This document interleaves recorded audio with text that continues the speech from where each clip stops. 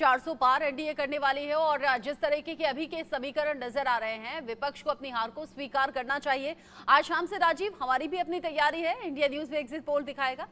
जी हाँ, India news भी exit poll दिखाएगा सबसे सटीक, क्योंकि हमारी भी तैयारी हर फेज के साथ बनती रही है और उस तैयारी को हम आपके सामने रखेंगे इससे पहले कि कयास लगाए जाएं। एकदम सटीक एग्जिट पोल आज शाम रहेगा। अच्छा, जिस तरीके से अभी का माहौल नजर आ रहा है, शक्ति का एक बार फिर से रुक कर लेते हैं। शक्ति पटना में मौजूद हैं, वोटिंग के लिए लोग लंबी लंबी कतारों में खड़े हुए हैं।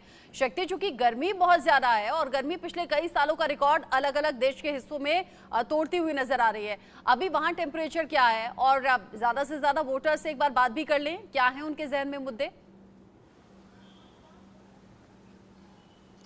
जी बिल्कुल, देखिए बिहार में तकरीबन 55 सालों का जो है गर्मी ने रिकॉर्ड तोड़ दिया है और इसके बावजूद जो है वोटरों में उत्साह कम नहीं है। कई वोटर जो है सुबह से ही लाइनों में लगे हुए हैं। हमारे साथ एक वोटर हैं, उनसे ही बात करते हैं। आपने अपना वोट कर दिया? हमने अपना वोट डाल दिया। काफ़ी गर्मी पड़ रही है, कई लोग बहुत हो रहे हैं, क्या कहेंगे? अब ये तो फर्स्ट टाइम हम लोग फील कर रहे हैं कि अब टेम्परेचर यहाँ 43, 44, 45 चल रहा है। फील लाइक 53, 43, 53 होता है। हाँ हाँ, और वोट कर दिया, ये अच्छा है। हर नागरिक को वोट करना चाहिए और राष्ट्र हित में वोट करना चाहिए। बिल्कुल, आप क्या सोच के वोट करने आ गए? कि अच्छा सरकार होगा, हम लोग सेफ होंगे, यहाँ पे हम लोग पटना में सेफ होंगे, अच्छा सरकार होगा। हाँ, और यहाँ के देश के लिए तरक्की है, बिहार के लिए तरक्की है, यहाँ का इंडस्ट्री, यहाँ बहुत तरह का डेवलपमेंट होना है। तो अच्छी सरकार आए, अच्छी सरकार आएगी तो विकास के लिए काफ़ी अच्छा रहेगा, हम लोग सेफ रहेंगे। राष्ट्रहित बिल्कुल सर्वोपरि है। नहीं, बस उसी में देश तो बहुत पूर्वजों ने देखा है टूटते हुए, बिखरते हुए अखंड भारत, लेकिन अब जो है सो भारत जो है सो यूनाइटेड ही रहे, यही कामना है। बिल्कुल, देश हित में जो है ये लोग वोट दे रहे हैं, मतदान अपने मतों का प्रयोग कर रहे हैं। जी ठीक है शक्ति, आप रहिएगा हमारे साथ में। आगे जो अपडेट होगा आपके जरिए दर्शकों तक पहुंचाएंगे, क्योंकि अभी तो ये शुरुआत है। सुबह 7 बजे से वोटिंग शुरू हुई है और करीब करीब 8:25 का वक्त हो गया है।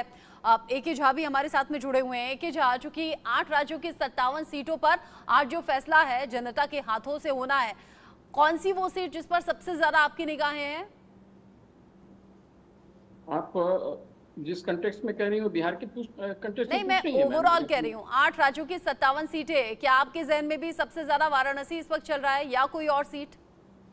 निश्चित तौर पर वाराणसी तो है ही है और वाराणसी पर सारी दुनिया की नज़र टिकी हुई है। भारत की नज़र तो है ही है और भारत में जो मोदी जी को पसंद करते हैं उनके लिए तो बड़ी बात नहीं दिख रही होगी, क्योंकि सबों को अंदाज है और सभी जानते हैं कि वो जरूर वो आ ही रहे हैं। और वो खुद ही नहीं आ रहे हैं, पूरे देश के लिए वो अपनी पार्टी को ला रहे हैं, अपने गठबंधन को ला रहे हैं। लेकिन नज़र उन लोगों की ज़्यादा टिकी होगी जो उनके विरोध में खड़े हैं, देश में और देश के बाहर।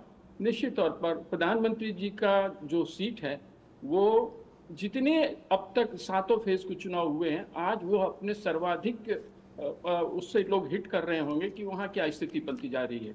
मुझे तो यही जान पड़ता है। वैसे और भी छोटे छोटे अलग अलग राज्य में अलग अलग जो वहाँ के प्रमुख लोग हैं, बिहार में भी अभी जैसे 8 सीटों पर आज होने वाला है, इसके बाद पूरी की पूरी 40 सीट वहाँ भी कंप्लीट हो जाएगी। सभी जगह सारे जो बचे कुछ सीट्स हैं वो 57 सीट्स में सारे समा जाएंगे। तो मुझे तो लगता है कि इससे बड़ा तो नज़र कहीं और किसी पर होगा नहीं। इस जो बनारस की बात मैं कर रहा हूँ और बिहार के कंटेक्स्ट में भी, अब जैसे पाटलिपुत्रा है, बहुत ही इम्पॉर्टेंट है, ये फिर पटना साहिब है, बहुत ही इम्पॉर्टेंट है।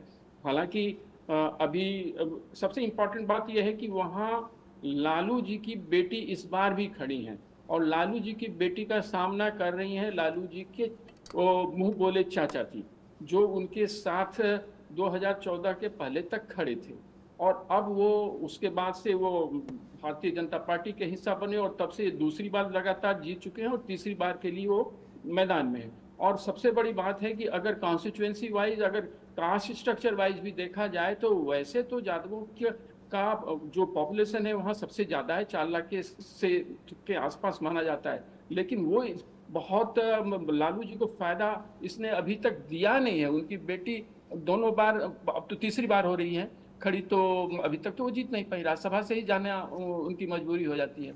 और मुझे लगता नहीं है कि इस बार भी ऐसा कुछ भी होने वाला है, क्योंकि यादव अगर सबसे ज्यादा बहुसंख्यक वहाँ है तो वो रामकृपाल जी भी तो उसी खेमे में है। और रामकृपाल जी का जो व्यक्तित्व है, जिन्हें नहीं पता होगा उन्हें यह जान लेना चाहिए कि रामकृपाल जी जाति से ऊपर उठ करके काम करते रहे।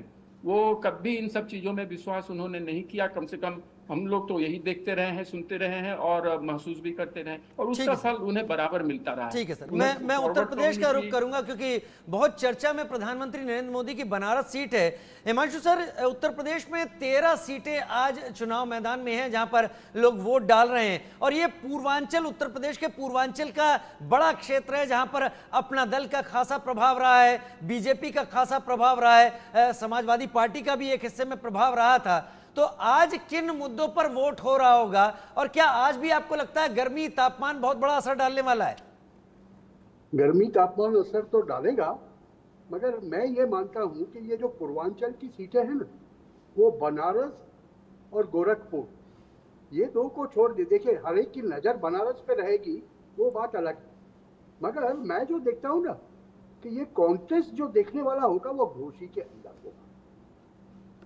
घोसी की जो सीट है ना, उसका नतीजा बहुत कुछ बतला देगा कि विपक्ष कितना असर कर सका है। गाजीपुर में मुख्तार अंसारी का असर चलेगा क्या? अफजाल एक बार फिर से मैदान में? नहीं, वही तो देखना है। और मैं ये मानता हूं कि ये इस बार अभी होने वाला नहीं, क्योंकि यूपी के अंदर राम मंदिर के अलावा अगर कोई मुद्दा मेरे हिसाब से जमीनी तौर पर लोगों को स्पर्श कर रहा है, वो है महिला सुरक्षा का। और आप देखिएगा जब वोट्स बाहर निकलेंगे 4 जून को, जब हम इसका विश्लेषण करेंगे तो हमें ये समझ में आएगा कि जब 50% वोटर महिला है, और महिला जब एक बारी ठान लेती है कि महिला सुरक्षा का मुद्दा उनके लिए इम्पोर्टेंट है, तो मोदी योगी के राज में क्या उनको सुरक्षा मिल रही है कि नहीं, वो बहुत मायने रखने वाला है। तो मैं तो ये मानता हूं कि पूर्वांचल की ये जो सीटें हैं, वहां पर कोई भी सीट आप पकड़ो, वहां पर आपको ये मुद्दा दिखेगा, क्योंकि एक वक्त में पूर्वांचल में जो, जैसे आपने एक नाम का जिक्र किया, उनका है, अतीक अहमद का है, वो जो खौफ चल रहा था यूपी के अंदर, उसमें से जब इंसान बाहर आता है तो फिर से वो बाहर नहीं जाना चाहता। वही बात बिहार में हो रही है। इसीलिए मैंने पहले मोदी का परिवार और लालू का परिवार कहा। मीसा भारती 3 बारी हार चुकी है, फिर भी वहां से हारेगी। क्योंकि पूर्वांचल का आपने जिक्र किया, मैं गोरखपुर को लेकर जरूर आपसे पूछना चाहूंगी, क्योंकि रवि किशन को लेकर पिछले दिनों जो कंट्रोवर्सी हुई, उसका क्या वोटिंग पर कोई असर होने वाला है? कहीं अगेंस्ट तो चीजें नहीं जा रही हैं, या फिर क्या कुछ माहौल है? क्योंकि पूर्वांचल के लिए कहा जाता है कि बीजेपी बहुत दमखम वहां पर लगा रही है। लेकिन उससे पहले 8 तस्वीरें हम देख लेते हैं। 8 तस्वीरें जिसमें बड़े चेहरों को मतदान करते हुए हम देख रहे हैं, और जैसा हम इससे पहले भी कह रहे थे कि सुबह सुबह अगर बड़े चेहरे और खासतौर से पॉलिटिशियन अगर वोट डालने के लिए पहुंचते हैं तो उसका बड़ा मैसेज भी होता है। जेपी नड्डा, जिन्होंने सुबह सुबह जाकर अपने मत का इस्तेमाल किया है, हिमाचल के बिलासपुर से, उत्तर प्रदेश के गोरखपुर से योगी आदित्यनाथ ने अपने वोट का इस्तेमाल किया, मताधिकार का इस्तेमाल किया, और यहीं से रवि किशन भी चुनावी मैदान में है पंजाब के मोहाली में, जहां पर राघव चड्ढा पहुंचे सुबह सुबह और अपने मत का इस्तेमाल किया। और उधर रवि किशन हमें दिख रहे हैं तस्वीरों में, जो यहां से चुनावी मैदान में भी हैं गोरखपुर से, और सुबह सुबह जाकर अपने फर्ज को निभाया भी। वहीं 4 और जो तस्वीरें आप देख रहे हैं, अजय राय जो कि प्रधानमंत्री नरेंद्र मोदी के सामने कांग्रेस के उम्मीदवार हैं बनारस से। उधर बलिया यूपी की भी तस्वीर आपके टीवी स्क्रीन पर आप देख पा रहे हैं। ओम प्रकाश राजभर यहां से सुभाषपा के पहुंचे। अनुप्रिया पटेल तीसरी तस्वीर आप देख पा रहे हैं मिर्जापुर यूपी में, और जालंधर पंजाब में हरभजन सिंह पूर्व भारतीय क्रिकेटर इस वक्त चुनाव वोटिंग करने के लिए पहुंचे हुए हैं। मेरे साथ